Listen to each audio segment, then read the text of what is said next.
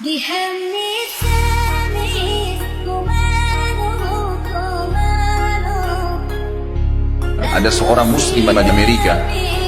Dia tinggal di sebuah pemukiman di Amerika itu, yang di situ banyak geng-geng penjahat, orang-orang yang berkulit hitam yang tiap hari memerkosa, membunuh orang, saling perang. Tapi dia nggak bisa apa-apa karena memang dia tinggal di wilayah situ bersama dengan orang tuanya. Tapi karena orang tuanya mendidiknya Islam, dia pakai jilbab.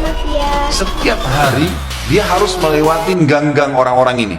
Jadi dia berusaha supaya tiba di rumah sebelum terbenam matahari. Karena kalau sudah malam, sudah gelap, udah kumpul tuh geng-geng semua di situ. Ringkas cerita adalah, cerita kisah nyatanya, muslimah ini pulang dari kampusnya agak malam pada satu hari. Sudah gelap, dia nggak punya pilihan, harus melewati gang-gang yang penuh dengan orang-orang jahat ini.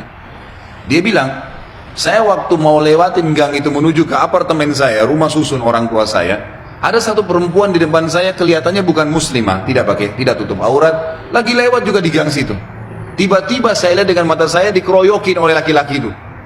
Dipegangin, ditarik dengan paksa, dimasukkan ke dalam sebuah tempat dan terdengar suara teriak-teriak, kemungkinan diperkosa. Dan mereka sudah punya tim, jadi yang narik ke dalam itu beberapa orang nanti diperkosa, yang lainnya berdiri di depan gang, seakan-akan tidak terjadi apa-apa. Nanti mereka gantian memerkosa orang, hampir tiap hari pekerjaan begitu. Maka muslimah ini mengatakan, saya lihat depan mata saya tuh, tapi saya nggak bisa berhenti. Saya mau kemana? Mau ke kampus sudah tutup, mau ke tempat teman-temannya jauh, rumahnya tinggal beberapa langkah, harus dilewatin. Dia bilang, lalu saya berdoa kepada Allah, ya Allah, sebagaimana aku meyakini kamu ada, kamulah yang telah memerintahkan aku untuk menjaga kehormatanku, jagalah kehormatan ini. Dia bilang, lalu saya bertawakal, jalan aja sudah. Apa yang terjadi, terjadi, karena nggak ada opsi. Dia bilang, sementara saya lewat di depan mereka, geng-geng ini banyak orangnya, bukan satu dua orang, banyak orang di situ. Mungkin lebih daripada 10 orang. Tidak satu pun yang mengganggu saya. Nggak satu pun mengganggu saya. Dan waktu saya lewat, mereka pada buang muka. Orang-orang ini pada buang muka. Saya jalan sampai melewatin gang itu. Kebetulan rumah orang tua saya berhadapan dengan kantor polisi. Lalu saya datang kantor polisi itu, lalu saya berkata, tadi ada kejadian begini, ada perempuan diperkosa di sebelah sana. Polisi pun akhirnya menerima laporan tersebut, lalu memeriksa, karena dekat, betul terbukti ditangkap, masih ada perempuan tadi dan memang diperkosa, akhirnya ditangkap semua di penjahat-penjahatnya. Sementara ditangkap, dia bilang, waktu masuk di kantor polisi, mereka tahu saya yang lapor, saya pakai jilbab ada di situ. Tapi mereka setiap lihat saya pasti buang muka.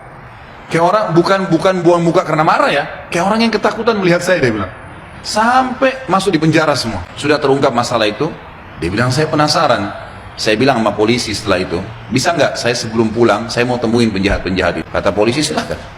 Datang ke sana, dikawal, dia datang, dia tanya. Waktu dia bilang, saya masuk ke penjara, semuanya pada tunduk, gak ada yang berani lihat saya. Saya jadi bingung, ada apa sebenarnya, gitu kan? Saya seorang wanita, cuma pakai jilbab. Ini penjahat-penjahat terkenal tiap hari perkosa orang, tiap hari bunuh orang, nggak ada yang ditakutin, gitu kan? Maka saya bertanya, saya mau tanya, saya yang ngelaporin kalian. Maka semuanya, ada satu orang yang menjawab, mengatakan, kami tahu kalau kamu yang melaporin. Terus kata si perempuan ini, kalian tidak marah dengan saya? Karena ini nanti ke depannya siapa tahu mereka lepas, dendam. Nggak ada yang nyaut, diam aja semuanya. Terus dia bilang, saya mau tanya, kenapa waktu saya lewat, tidak ada di antara kalian yang mengganggu saya? Saya ingin tahu, apa sebabnya? Ada satu orang, dia tidak angkat matanya ke arah perempuan, cuma dia tunduk, dia mengatakan, dari Anda lewatin gang sampai sekarang, di belakang Anda banyak orang yang menggunakan baju-baju putih yang menemani Anda. Dan badannya besar-besar, kami takut. Perempuan ini bilang, saya tiba-tiba gemetar, hampir jatuh. Kaget dengan informasi itu.